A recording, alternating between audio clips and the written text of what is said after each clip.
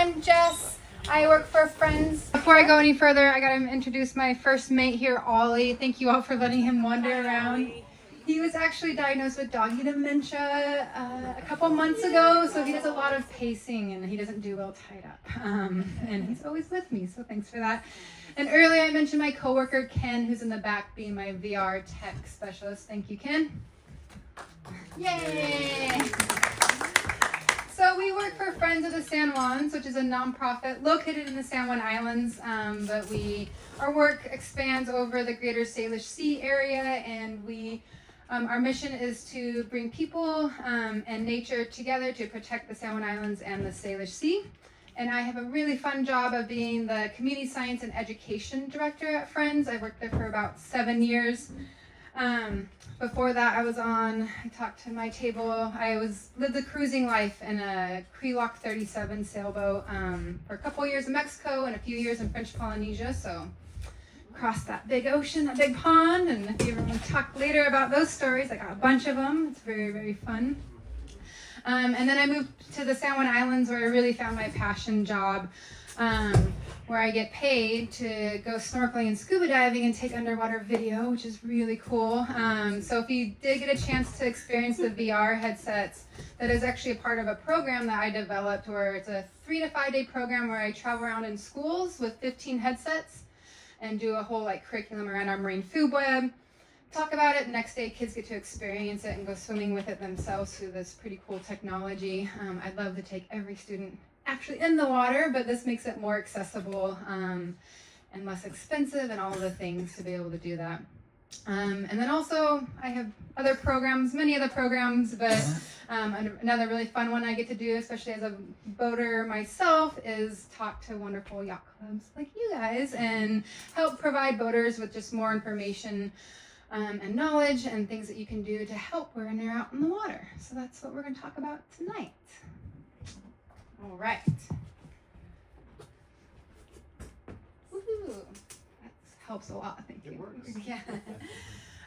So some of the things, and sorry, am I in anyone's way? What? I feel like it's not a safe place. Okay, there. All right.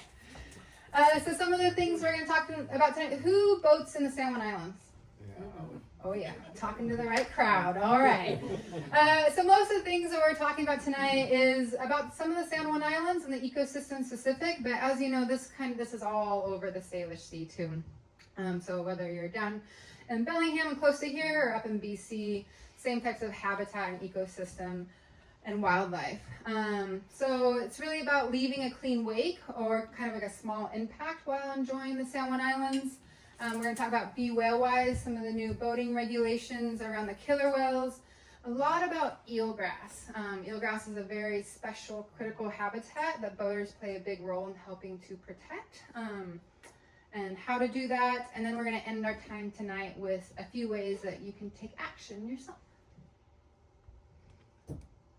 So the San Juan Islands are a very popular boating destination. I'm pretty sure you've all seen how popular it gets in the summer, and I'm pretty sure it's growing every year, especially since the pandemic. But people come from all over the world and the Salish Sea to enjoy the islands.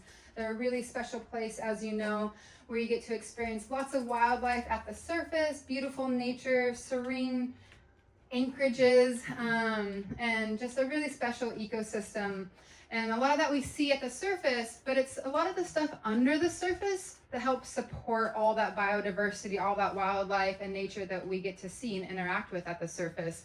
And so, of course, as a passionate scuba diver and underwater photographer, it's my goal to try to make people more aware of that stuff that the privilege that I have of experiencing all that wonderful wildlife and things under the surface.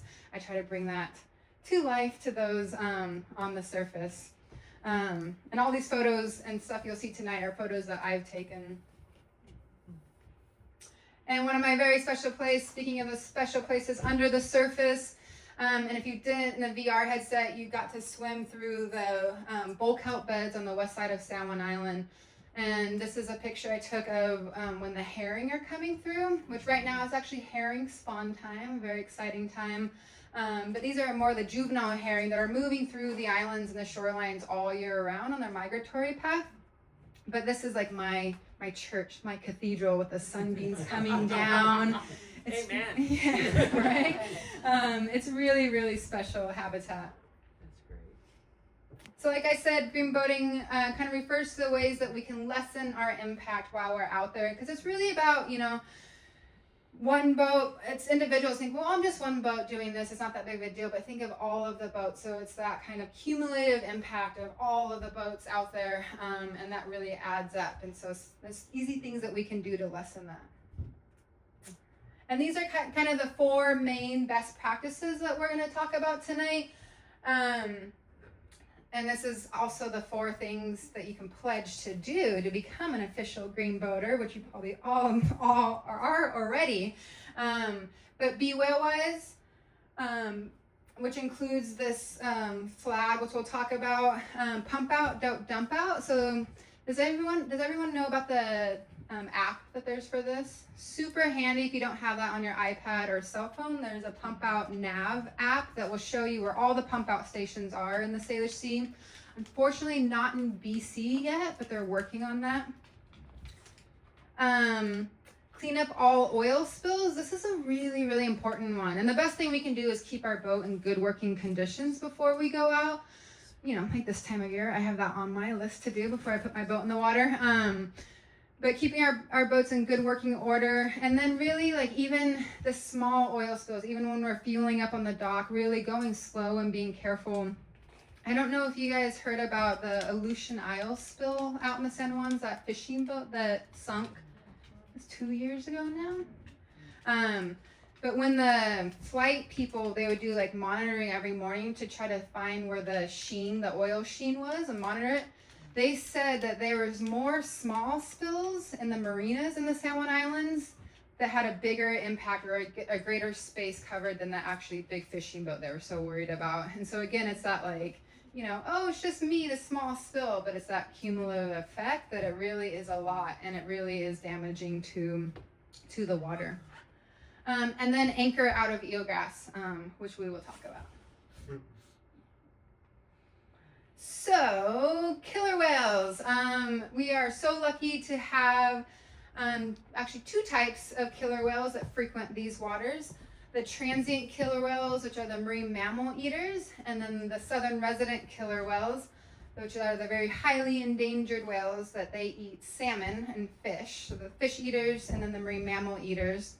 So the current regulations are 200 yards from transient. So that regulation hasn't changed at all. But of course, as of January this year, the new regulation for the southern residents is 1,000 yards, which is really far away, which is really good for these very endangered whales. And I don't know if you guys heard the news that came out today from the Center of Whale Research, but J-Pod has a new baby, which, yes, yay! And so these whales, especially when they have young calves, it's ever so more important to give them space, lessen any noise impacts, and hopefully they can find the food that is out there. The biggest thing, we even have a laser pointer. The biggest thing I think that boats can do is to, if you see a blow, go slow. So slow down to 7 knots or less when you're within a half mile. Exactly. Which if you're in a sailboat, no problem. But power boaters, for sure. So just, and especially with the new regulations, people are very worried about, and we'll talk about that in the next slide, but how to tell the difference between a transient and a southern resident, and what do these regulations mean. The big one is just, use common sense and don't be a jerk, I like to say. Just go nice and slow and just be careful. And if you're doing the right thing and not trying to go fast and follow and get real close, you're not going to get a ticket and you're going to be fine. And so just give them as much space as you can and go nice and slow. And this is one that people don't think about a lot, but when you do see whales in the area, turning off all depth sounders and fish finders, because those put out a sound underneath the water that can interfere with them echolocating and finding food too. And then, of course, if you, which happens a lot, the whales shockingly don't know the regulations and they can pop up close to you. And so if it's safe to do so, turn off your engine, enjoy the moment, that special moment, and wait for the whales to pass by and then continue on your way. So yes, the new regulations, this is kind of the big news on the water, is the 1,000 yards away from southern resident killer whales. And of course, we have different rules still in Canada when you cross the border, which makes things super easy. And that's 400 meters away from them in Canada.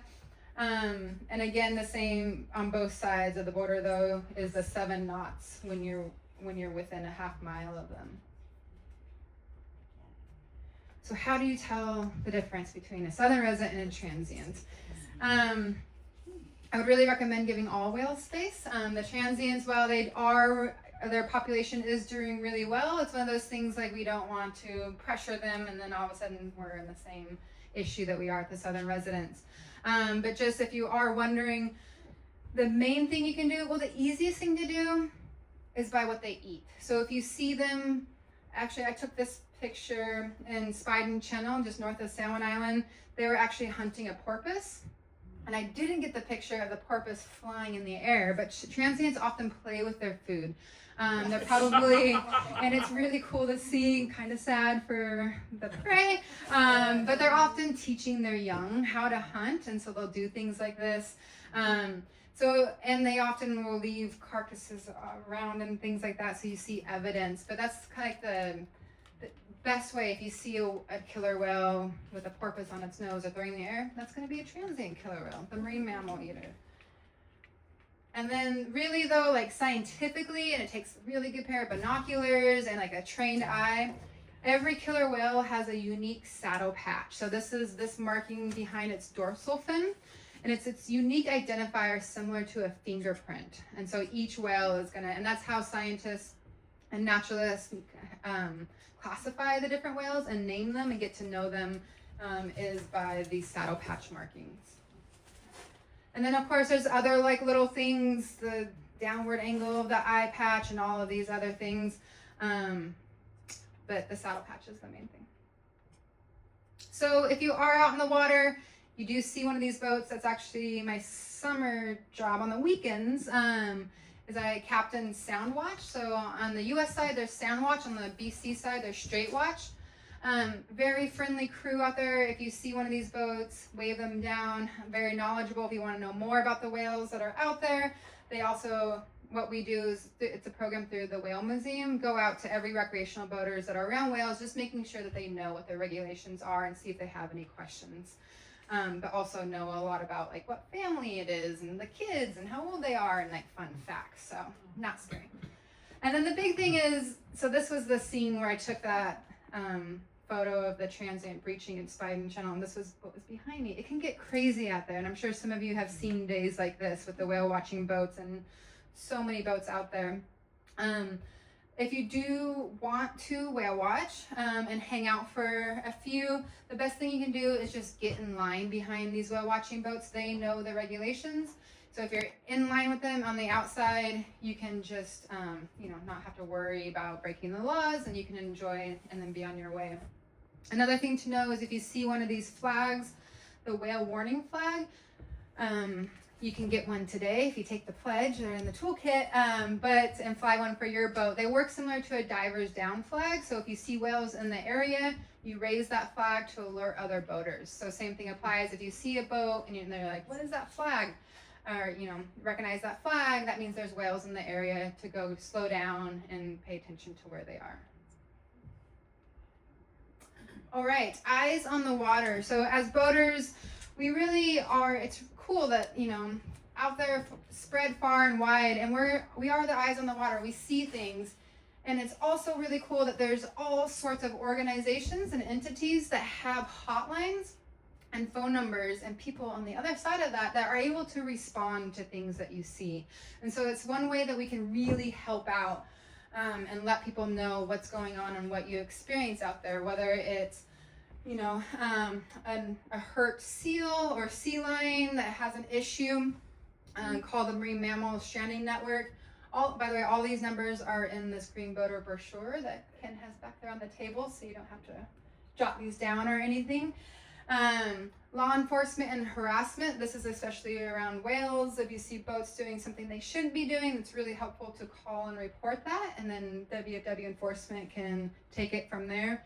Entangled marine mammals. The sea lions, unfortunately, often get entangled, especially with like plastic packing straps, which is there's some pretty common places that you can boat by these sea lion colonies, especially at Rail Rocks or Spiden, on the tip of Spiden Channel. But if you cruise by slowly and take a look with your binoculars, that's the way that we can help. And if you do see one, take a picture and then report it. Derelict fishing gear is a big issue in the Salish Sea. Getting that stuff out of the water is huge. There's a number for that. And oil spill response, of course. And this is also a really important one because there's like a misunderstanding that it's actually the law to report oil spills, including like when you're fueling up at the dock or you see someone fueling and spill. It's a law to report it, but you're not going to get in trouble. And so don't be afraid to use that number. And somebody from the Department of Ecology will call someone else or come out themselves. Like in the islands, we have the Island Oil Spill IOSA. And so there's like members, and I volunteer for them that will respond, take a look at it, see if it needs to be cleaned up or if it will dissipate by itself. But again, all these things are things that you can really help out. Call the number real quick and then be on your way, and you don't have to worry about it, or you can sleep better at night knowing that you helped out. Okay, why are the San Juan Islands so special?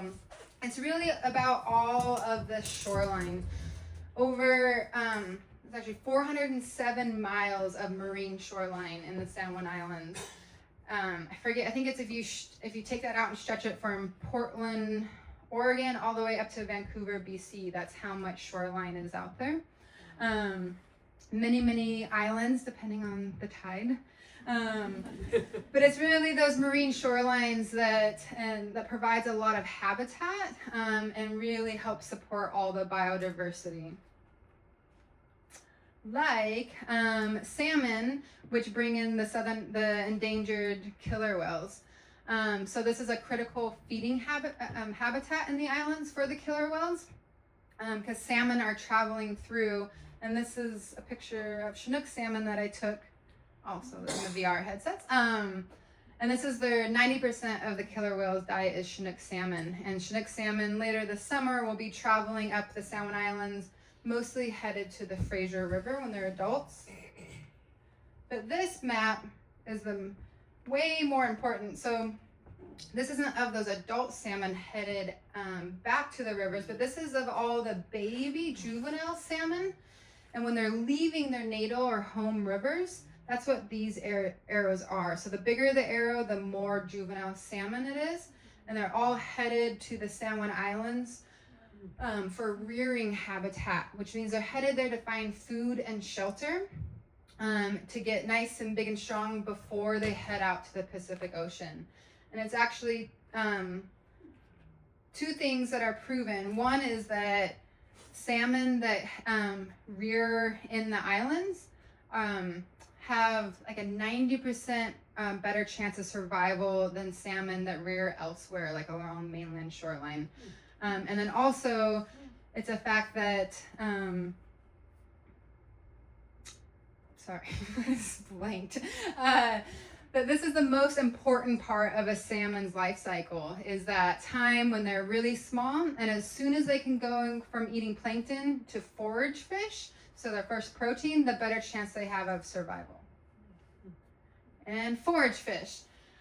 So forage fish are small schooling silverfish that everything else in the marine web depend on, including humans.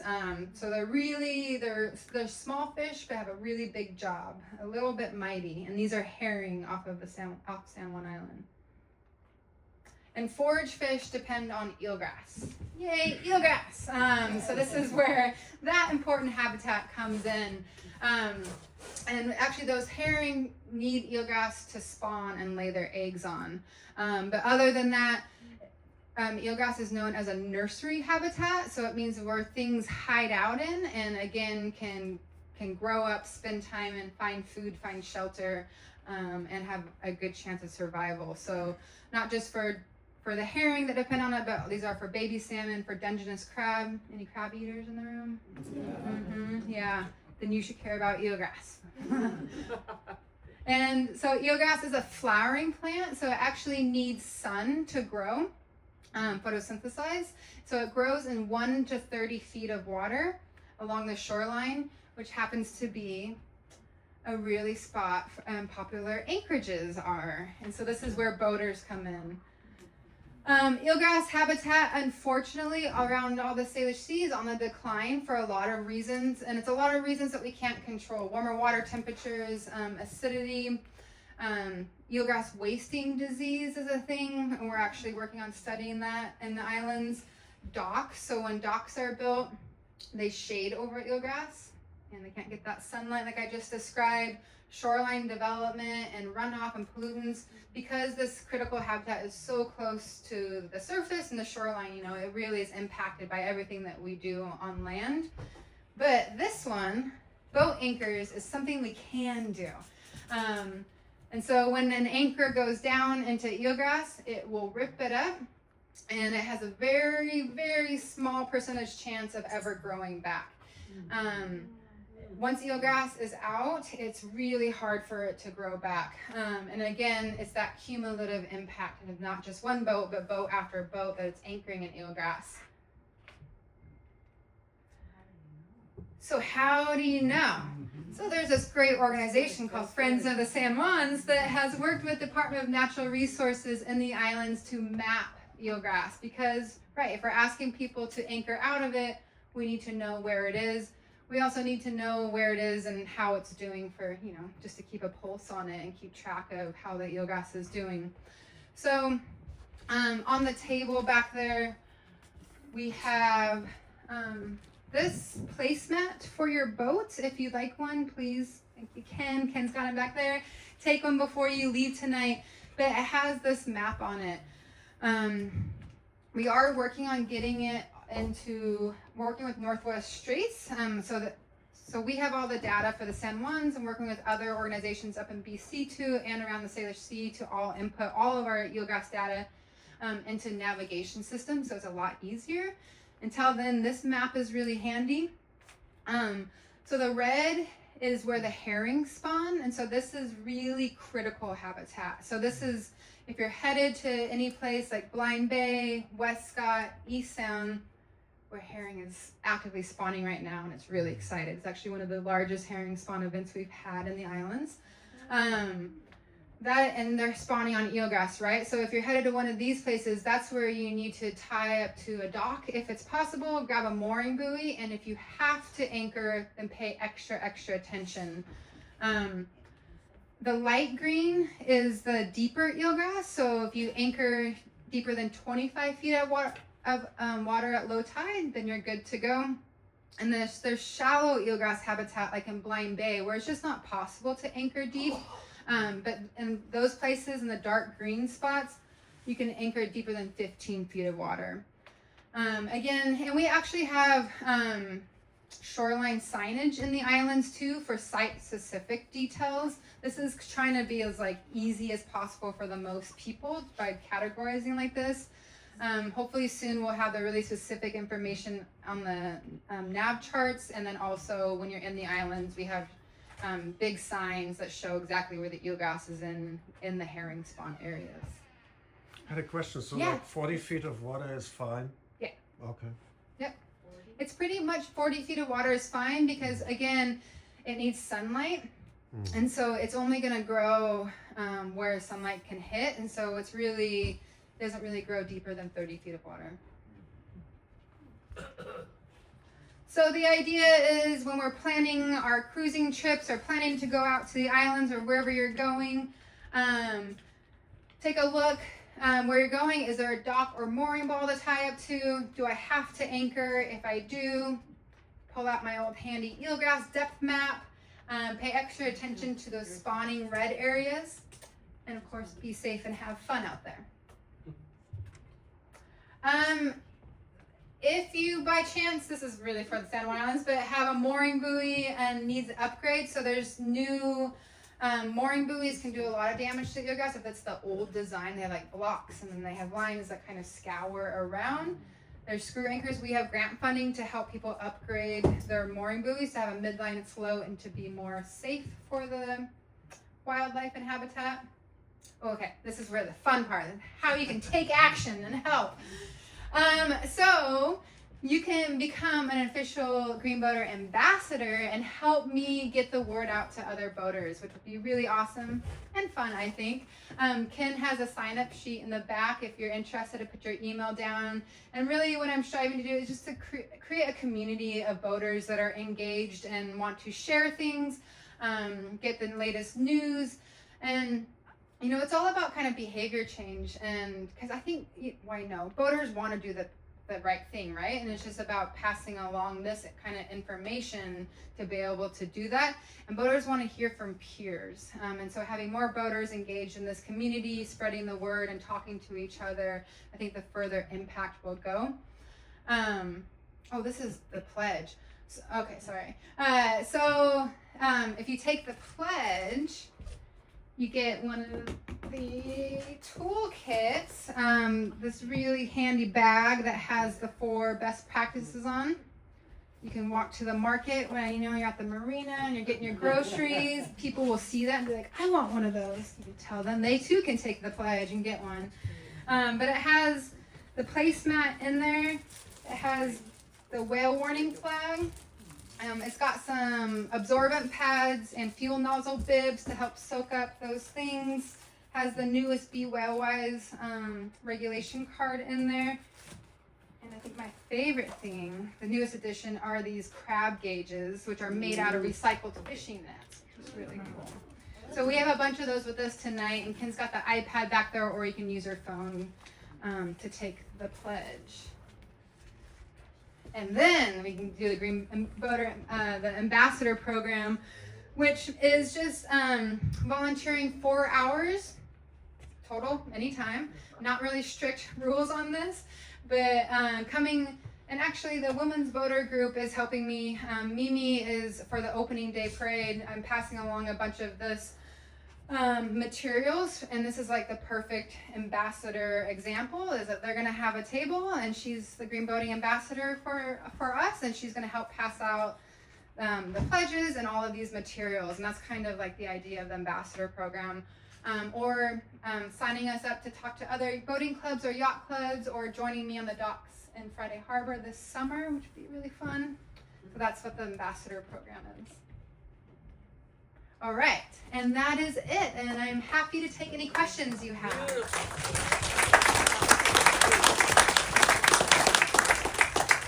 Yeah. Can you tell us what the pledge of green boating is? Yeah, so it's really just those 4 things. Pledge to be whale wise and give whales space, clean up all oil spills, anchor out of eelgrass, and pump out, pump out, pump out. Yeah. Yeah. Jess, I have a question. So there used to be 2 mooring balls over in at Mesha, and now I didn't see either one of them this weekend. So does the parks know about it, or I mean, I'm seeing more mooring buoys just kind of fall apart and disappear. If we notice that, should we call somebody? Who would we call? Who's keeping track of replacing those in key places? Yeah, if it's in Washington State Parks, call the state parks and let them know. I mean, I think there might be a chance that they're upgrading them right now, and that's why you're not seeing them. Okay. They try to do those things. Memorial Day is really like the opening. Okay. And so hopefully they'll be back. Yeah. But yeah, definitely if you do see any mooring buoys that need work or that have gone missing, and call Washington State Parks. Yeah. Okay. And then if it's Cypress Island, those are DNR buoys, right? I believe some so. of them are. Yeah. Yeah, all of them maybe. So then call DNR. Okay. Yeah. All right. And they don't mind us letting them know if we. No, I mean, they shouldn't allow boats, like that's a big responsibility they have to keep boats safe if they are going to have mooring buoys. Those guys, they're the greatest guys. Yeah. Great, okay, great. Yeah. Great, okay. And they're out in the islands a lot, DNRs. Okay. So with climate change, how is that gonna affect the habitat for eelgrass? Yeah, I mean, that's all of the other things, the warming water temperatures, ocean acidification. There's a lot of variables and increasing variables all the time. And I guess I didn't really point out in that map. The interesting thing was that most of the red dots where eelgrass is declining is in the San Juan Islands. And in South Sound, there's actually eelgrass is doing okay. And so it's one of those things that you think in the San Juan Islands, like there's all this like, you know, fresh water coming in, all the currents and things are getting washed out. But it's not doing okay. And so we're trying to figure that out. But it's things like climate change and these changing water conditions that are really like the wasting disease is now here. And that's spreading.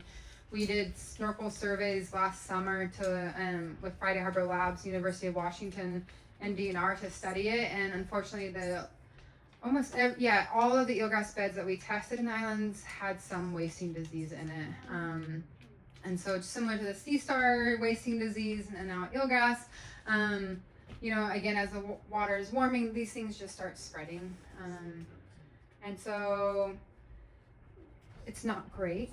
But the good news is there are a lot of people out there paying attention, and like all the organizations I just mentioned that care a lot and are trying to keep track and do as much as possible. So is it viral or bacterial, the wasting disease? That's a good question, and I knew that at one point. I don't know. I'll have to look that up and get to you. Yeah. I'm just an educator, not a scientist. You're a great educator. You're supposed to say it. Look into that. I think I did, and I'll look into that and get back to you. Any other questions? Really? Okay. All right. All right, we'll come and swim with these beautiful fish in the back if you have time, and take the pledge. Thank you.